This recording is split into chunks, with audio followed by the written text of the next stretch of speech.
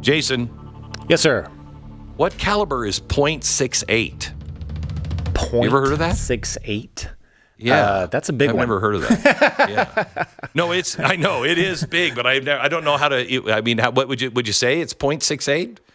Yeah. I mean, I guess. Yeah, right. I'd Big never sucker. heard of it.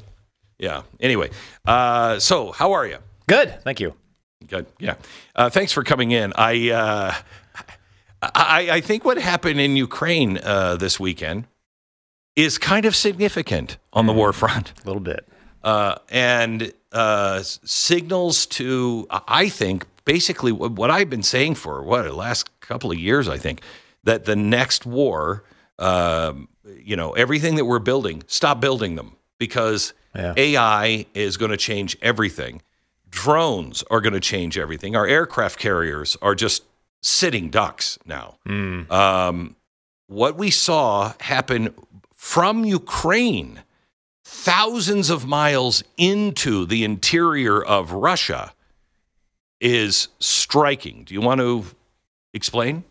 Yeah, I mean, gosh, yes, you have been talking about what's coming for a very long time. If you think about it, wars have always pushed technology, things that were coming, but just push them out there faster than they probably would have before. You think about war and pornography.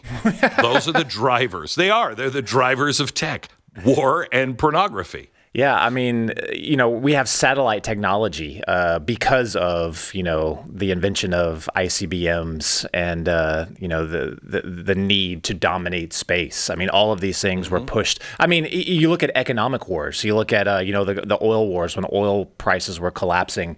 There were a few enterprising people in Texas that could not pay their workers anymore. So they were like, well, let's come up with these gigantic automated platforms so that we can frack and not have to pay tons and tons of money, and start, in operating costs.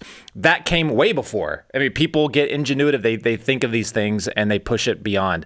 You look at this attack. You talk about aircraft carriers. Ukraine effectively turned a semi-truck into a tens of, how much does it cost to build an aircraft carrier? I don't know. Billions of dollars. Tons of money. They turned in a $20,000 semi-truck into an aircraft carrier. That's what we're looking at right now. Have you seen these videos of this attack? Yeah, let's play them. Let's do drone exits container first. Can we do that one, please? What you're seeing is, oh my gosh, look at the sky. Coming out of these containers is just full of drones. It's like a, I mean, it's like a swarm of these. Okay. Drone flies over Russian bombers as they explode. Next one, please. This is showing that these are their strategic bombers. This is, like our strategic air command. We have to load with nuclear missiles if there's a war. They took out 30% of them. 30% of the strategic. We've never been able to do anything like that. Do you see the tires on those wings, Glenn? That's how big they are. So they have these tires right there. In that video right there, you see as it's flying over, there's all these tires lined up on the wings. The reason why they did that is because they're trying to stop the targeting systems of these first-person drones the Ukraine is employing in mass. So they put the tires on the wings so that it attempts to mask or confuse the AI in these in the targeting of these drones. They're trying everything they can think of to slow down this drone warfare. Is it true though? Oh my gosh! Wait! So those little spots on the wing. That's how big that plane is. I know that's a big plane. But as you say that, and I'm looking, I see the spots on top of the wings, and I'm like, those are tires? Those are tires. Yeah, wow. Is it true that they had to control these from inside Russia, like nearby the sites, though? That's what the reporting I heard was, which is that they've had all these pilots, apparently, or drone pilots inside the country. Is that accurate? I guess that's possible. They haven't, and that's an interesting point because Ukraine immediately, you know what, I'm going to stay away from, I'll start with this. I'm going to stay away from any of the BDA, the battle damage assessment on this, because I know the propaganda machines are going to be going insane on both sides. I don't want to get into another Ghost of Kyiv situation here. So it could be as high as 40, bombers. It could be as low as, I don't know, 10. Who knows? The point is that the name of the game changed this weekend. Completely changed. And the reason I think Zelensky is pushing this out and saying, yeah, we did it. I mean, Israel didn't even do that with the Hezbollah beeper thing. They kept it close to the chest for a while, even though we all knew it was them. But they didn't give away everything right at the beginning. Ukraine's just saying, this is how we did it. You know, we loaded up these drones. You saw those tractor trailers in the back of the semi-trucks. It was remotely opened. And then, if they were in Russia or back in Ukraine, who knows where. And then they remotely took the drones up and sent them out in swarms like an aircraft carrier. This happened. Everything changed. But the reason they put that out there is because this is also now a big psychological thing with Russia. Now they don't even know if they can trust any cargo coming into any container. I mean, they're everywhere, those things. Right. This goes way beyond. Gang, can we let me just reset this. Stu, what came to mind when you said, were they controlling them from inside? We don't know what's in our country. We don't know who came across our border. These things could be in our country today. I mean, this is something that, I mean, the whole world is about to change. And it just did this weekend. Let me play one more here. Drone truck detonates as man enters. Let's see this one.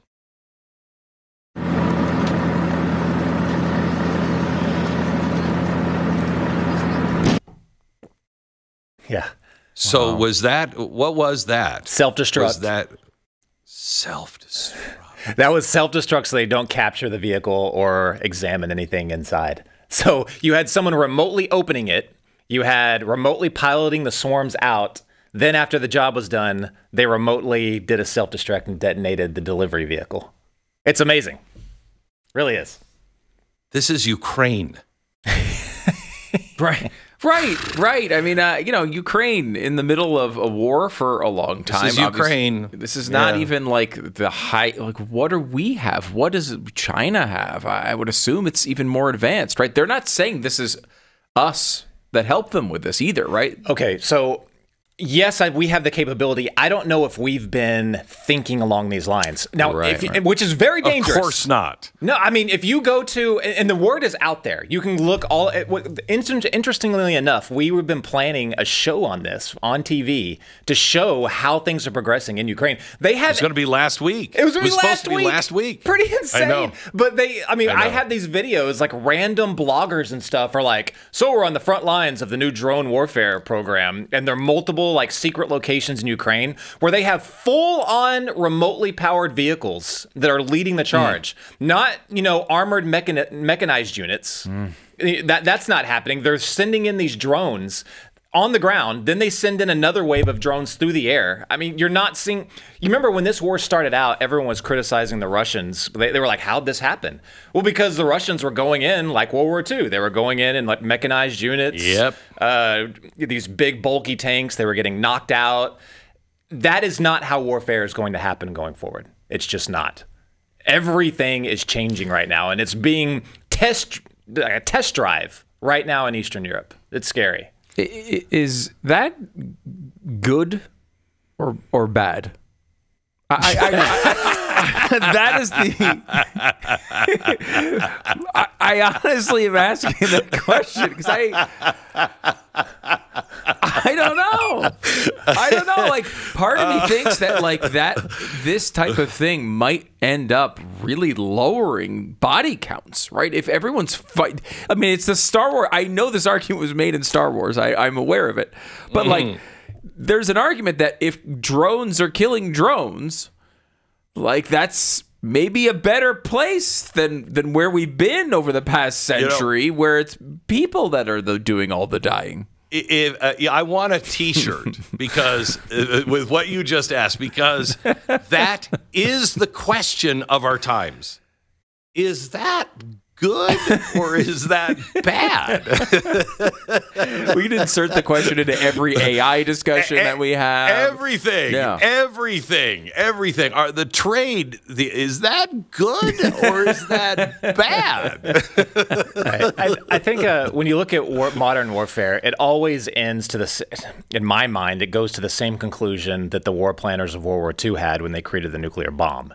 It's, you know, before you look at World War I, it was, you know, massive body counts on both sides, just take out troops. Then in World War II, they were like, well, let's take out industrial centers. So then let's deplete the enemy's ability to wage war by hitting it where it starts. Now the problem is, or where it's manufactured. The problem is that's where the city centers are.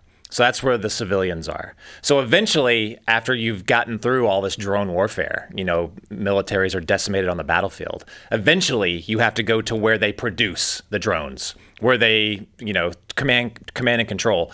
That is what Vladimir Putin and his Security Council are sitting around the table right now. They're thinking, okay, where are these things being produced? Where are they being trained? Where are they learning to do these things? Where are they pushing the button to do these things? Usually those are in cities, which is a very bad thing. And Russia does have the ability to counter that if he wants to go that far. And that's where we're inching closer towards. Well, they're saying this was a $7 billion loss. I know this is, you know, could be propaganda, but they're saying this is a $7 billion loss.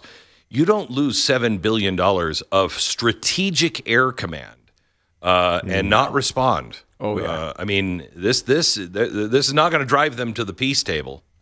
And that's the interesting question. Coincidentally, they're meeting today. They're meeting today, and so what I have heard in some of the coverage is that this was intentionally done before this, right? Like to basically say, I mean, in a way, to say that we do have cards, right? The old like, you guys don't have any cards to play.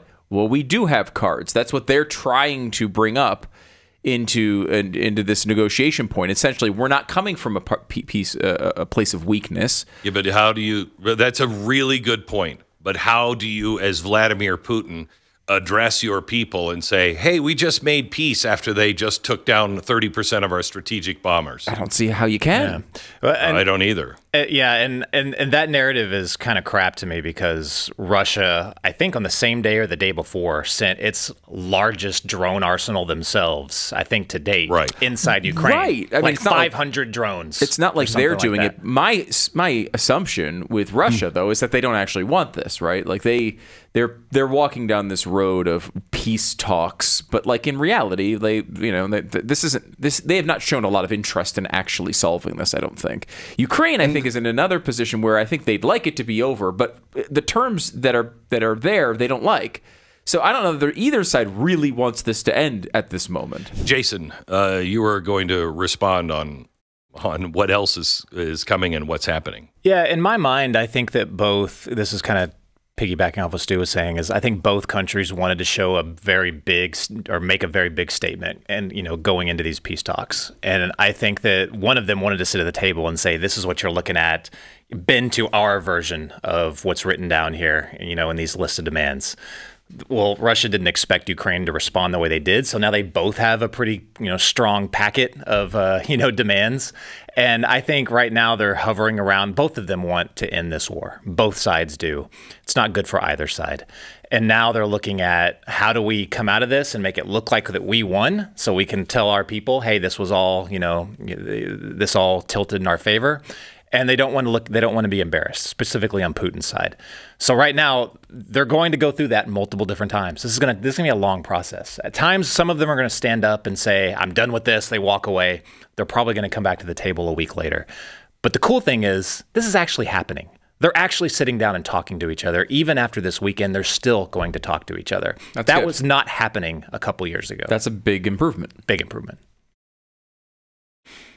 So tell me about the troops on the border of Finland that have just been moved in. They're mobilizing troops there. Do you know anything about that, Jason? Some interesting movements in Europe in general. Germany actually deployed, I think, a 5,000 troop deployment, I believe, to Lithuania. Not because the EU told them to do that. Not because NATO told them to do that. Germany, who does not like to move troops because the history is not so great for them when they deploy in Europe. They moved. I didn't think they could have troops. It's actually something huge that the media hasn't been talking about, but they did that as which I think is part of the Donald Trump leadership in saying, look, you need to be able to produce, police your own neighborhood. But there are a lot of troop movements going around Europe right now. And I actually think that that's a good thing. I think that them taking more of an active role in showing deterrence and not just relying on us is a positive. Well, it's a good thing for us, perhaps. I don't like it when Europe mobilizes and Russia is mobilizing, Right. and Germany is sending troops across borders. Yeah. I've seen this movie. It didn't work out well the first or second time, but maybe that's just me.